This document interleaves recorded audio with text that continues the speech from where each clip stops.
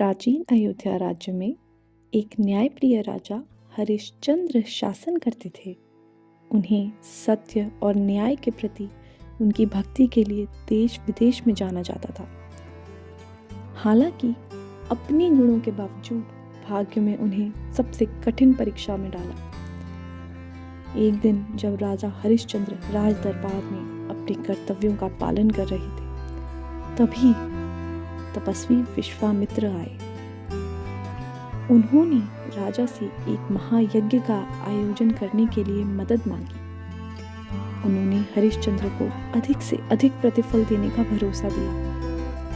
तपस्वी के अनुरोध पर प्रेरित होकर हरिश्चंद्र ने बिना सोचे समझे सहमति दे दी। हालांकि जैसे ही ये महायज्ञ की तैयारियां शुरू हुई, आपदा ने हमला कर दिया।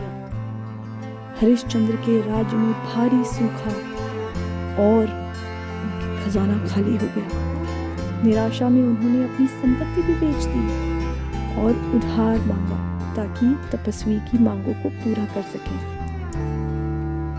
जब महायज्ञ के नजदीक आने का समय आया, विश्वामित्र ने अत्यंत मानवीय शुल्क की मांग की। कोई और विकल्प न होने पर हरिश्चंद्र को अपनी राज्य, महल और परिवार को तपस्वी की मांग को पूरा करने के लिए बेचना पड़ा। उनके राज्य का नाश हो गया। उनका परिवार दूसरे लोगों का दास बन गया। फिर भी हरिश्चंद्र अपने सत्य पर अडिग रहे। उनकी कठिन परिस्थितियों के बावजूद हरिश्चंद्र कभी सत्य के मार्ग से हटने की नहीं सोचते थे।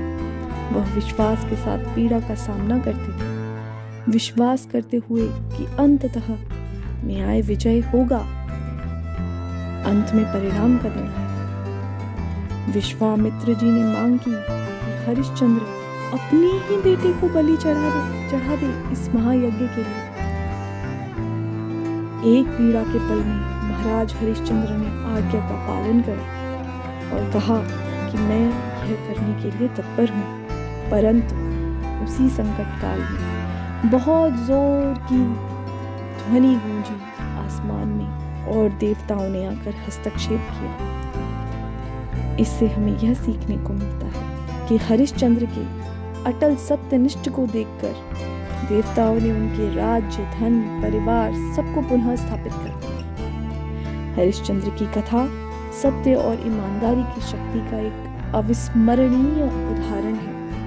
अगर विपरीत परिस्थितियों का सामना करना हो तो सत्य और न्याय पर कभी भी समझौता नहीं करना चाहिए, क्योंकि अंत में यही गुण है जो वास्तविक समृद्धि